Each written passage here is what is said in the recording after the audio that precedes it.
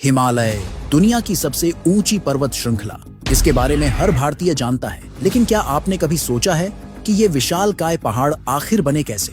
अगर मैं आपसे कहूं कि जहां आज बर्फ से ढकी चोटियां नजर आती हैं, वहां कभी एक गहरा समुद्र लहराता था, तो क्या आप यकीन करेंगे?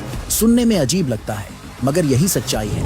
दरअसल हिमालय हमेशा से हमारी धरती का हिस्सा नहीं था। करोड़ों साल पहले पृथ्वी की सतह बिल्कुल अलग थी। उस वक्त न भारत था, न एशिया का ये नक्शा। लेकिन फिर ऐसा भूगर्भीय बदलाव हुआ जिसने पूरी दुनिया की शक्ल बदल दी। टकराती हुई महाद्वीपीय प्लेटों ने धरती को इस तरह मोड़ा कि समुद्र की गहराइयों से उठकर ये विशाल पर्वत खड़े हो गए। हिमालय की ये जन्मकथा सिर्फ भूगोल का किस्सा नहीं है, बल्कि हमारे अस्तित्व की कहानी भी है, क्योंकि यही पर्वत हमें जीवनदायी नदियां देते हैं, मौसम को संतुलित रखते हैं और हमारे इतिहास व संस्कृति का आधार बने हुए हैं। तो आखिर वह कौन सी घटना थी जिसने धरती को झकझोर कर रख दिया? हिमालय का निर्माण कब और कैसे हुआ, और क्यों ये पर्वत श्रृंखला मानव सभ्यता के लिए इतनी अहमियत रखती है? यही सब राज हम आपको आज के इस वीडियो में बताएंगे, इसलिए इसे अंत तक जरूर देखिएगा। और अगर आप चैनल पर नए हैं तो इसे सब्सक्राइब करना मत भूलिए। दोस्तों, हिमालय सिर्फ एक पर्वत श्रृंखला नहीं है, बल्कि यह धरती का वह मुकुट है जिसमें दुनिया की सबसे ऊंची और खतरनाक चोटियां शामिल हैं। इन्हीं में से एक है माउंट एवरेस्ट, जिसकी ऊंचाई समुद्र तल से लगभग 8,848.86 मीटर यानी करीब 29,032 फीट है। यह दुनिया की सबसे ऊंची चोटी है और हमेशा से साहस और रोमांच का प्रतीक रही है। लेकिन हिमालय सिर्फ ऊंचाई के कारण खास नहीं है, इसका धार्मिक और आध्यात्मिक महत्व भी बहुत बड़ा है। हिंदू धर्म में हिमालय को देवताओं का निवास स्थान माना गया है, तो बौद्ध धर्म में इसे ध्यान और ज्ञान का केंद्र समझा जाता है। यानी यह पर्वत श्रृंखला सिर्फ भौगोलिक चमत्कार नहीं, बल्कि करोड़ों लोगों की आस्था का आधार भी है। अब बड़ा सवाल यह है कि यह पर्वत श्रृंखला आखिर बनी कैसे? सच यह है कि हिमालय हमेशा से धरती पर मौजूद नहीं था। इसकी कहानी शुरू होती है करीब 50 करोड़ साल पहले। उस समय पृथ्वी का नक्शा आज जैसा नहीं था। महाद्वीपों का आकार और उनकी स्थिति बिल्कुल अलग थी। आज जहां हम 7 महाद्वीप देखते हैं, उस दौर में केवल 2 बड़े महाद्वीप मौजूद थे। धरती के दक्षिणी हिस्से को उस समय गोंडवाना कहा जाता था, जबकि उत्तरी हिस्से को लॉरेशिया। धीरे धीरे ये महाद्वीप खिसकने लगे और अपनी जगह बदलने लगे।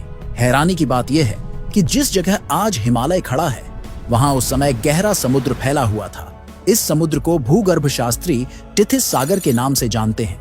यानी जहां आज बर्फ से ढकी चोटियां खड़ी हैं, वहां कभी समुद्र की लहरें उठती थीं।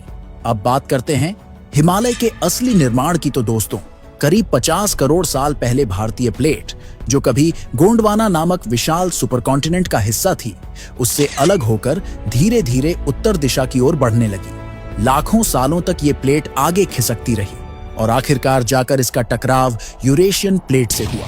यही वह घटना थी जिसने धरती को हमेशा के लिए बदल दिया और जन्म दिया दुनिया की सबसे बड़ी पर्वत श्रृंखला हिमालय को। लेकिन सवाल यह है कि सिर्फ 2 प्लेटों के टकराने से इतने विशाल पहाड़ आखिर बन कैसे गए? इसका जवाब छिपा है भूविज्ञान में। असल में दुनिया में पर्वत कई प्रकार के होते हैं। ज्वालामुखीय फॉल्ट ब्लॉक, डोम माउंटेन और फोल्ड माउंटेन। ये सब दिखने और बनने के तरीके से एक दूसरे से अलग होते हैं। हिमालय को समझने के लिए हमें सिर्फ फोल्ड माउंटेन पर ध्यान देना होगा, क्योंकि यही इसकी असली पहचान है। सरल भाषा में कहें तो जब 2 या उससे ज्यादा महाद्वीपीय प्लेटें आपस में टकराती हैं, तो उस टकराव से जबरदस्त दबाव पैदा होता है। यह दबाव समुद्र की तलहटी में जमा अवसाद, चट्टानें और मिट्टी की परतों को ऊपर की ओर धकेल देता है।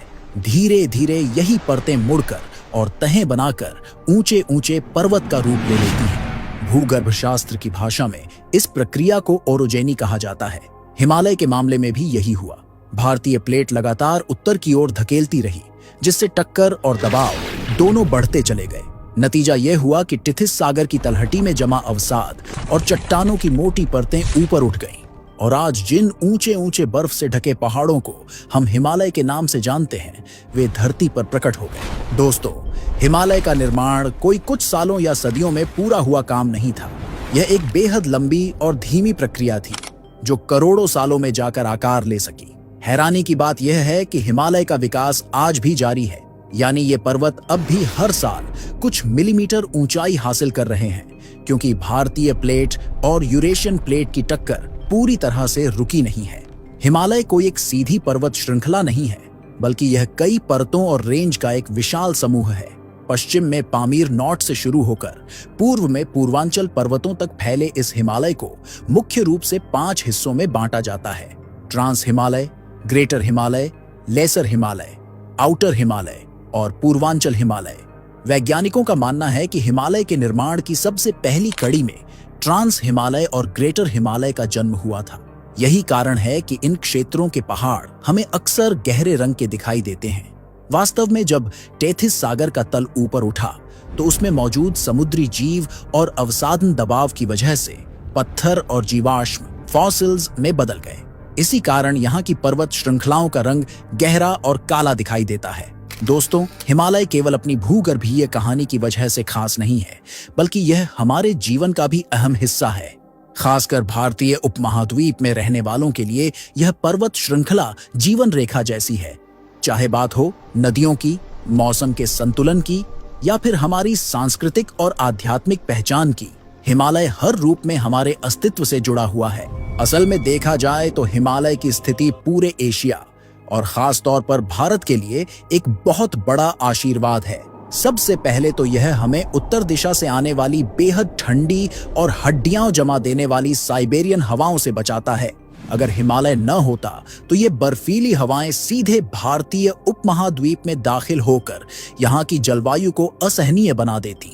लेकिन हिमालय एक विशाल दीवार की तरह इन हवाओं को रोक लेता है, जिससे हमारे देश का मौसम अपेक्षाकृत संतुलित और जीवन के अनुकूल बना रहता है। इसी तरह गर्मियों के मौसम में भारत में मानसून का आना भी हिमालय पर ही निर्भर करता है। दरअसल तपती गर्मी में उपमहाद्वीप का तापमान इतना बढ़ जाता है कि यहाँ एक लो प्रेशर जोन बन जाता है। यह लो प्रेशर हिंद महासागर से नमी भरी हवाओं को अपनी ओर खींचता है। अब अगर हिमालय मौजूद न होता तो ये हवाएं भारत को पार करती हुई सीधे चीन और मध्य एशिया की ओर निकल जाती। लेकिन हिमालय की ऊंची चोटियां इन हवाओं को टकराकर ऊपर उठने पर मजबूर कर देती है। नतीजा ये होता है कि ये हवाएं ठंडी होकर बादलों का रूप लेती है और मानसून के दौरान भारत में जबरदस्त वर्षा कराती है। बरसात हमारे देश के लिए कितनी अहमियत रखती है, यह तो आप सभी जानते हैं। भारत की अधिकतर खेती हर साल मानसून की बारिश पर ही निर्भर करती है, यानी फसल, अन्न और जीवन का सीधा रिश्ता हिमालय से जुड़ा है। इसके अलावा हिमालय सिर्फ जलवायु और खेती के लिए ही महत्वपूर्ण नहीं है, बल्कि यह हमारी राष्ट्रीय सुरक्षा का भी मजबूत प्रहरी है। उत्तर की ओर से आने वाले दुश्मन देशों के लिए हिमालय एक प्राकृतिक किले की तरह है। खासकर चीन जैसे प्रतिद्वंद्वी देश के खिलाफ यह हमेशा भारत की सुरक्षा में खड़ा रहता है। शायद आपको यह बात मालूम न हो, लेकिन हिमालय में मौजूद अनगिनत ग्लेशियर और झरने हमारी धरती के सबसे बड़े मीठे पानी के स्रोत हैं। यही ग्लेशियर गंगा, यमुना और ब्रह्मपुत्र जैसी नदियों को जन्म देते हैं। लेकिन वैज्ञानिकों की चेतावनी है कि आने वाले दशकों में जलवायु परिवर्तन की वजह से हिमालय के लगभग 75% ग्लेशियर पिघल सकते हैं, और अगर ऐसा हुआ तो नदियों के जलस्तर और करोड़ों लोगों के जीवन पर इसका भयंकर असर पड़ेगा। दोस्तों, हाल ही में आई कई रिसर्च रिपोर्ट्स ने चेतावनी दी है कि जलवायु परिवर्तन की वजह से हिमालय के ग्लेशियर पहले से कहीं ज्यादा तेजी से पिघल रहे हैं। अगर यह सिलसिला नहीं रुका तो आने वाले वर्षों में यहाँ ऐसी तबाही मच सकती है जिसे काबू करना इंसानों के बस से बाहर होगा। दरअसल पिछले कुछ सालों में हमने इसके छोटे छोटे नमूने देख भी लिए हैं। कहीं बादल फटने से अचानक आई बाढ़, तो कहीं बड़े पैमाने पर हुए भूस्खलन, जिनसे हजारों लोगों का जीवन अस्त व्यस्त हो गया। हिमालय जितना विशाल और भव्य है, उतना ही यह हमारे जीवन और अस्तित्व के लिए जरूरी भी है।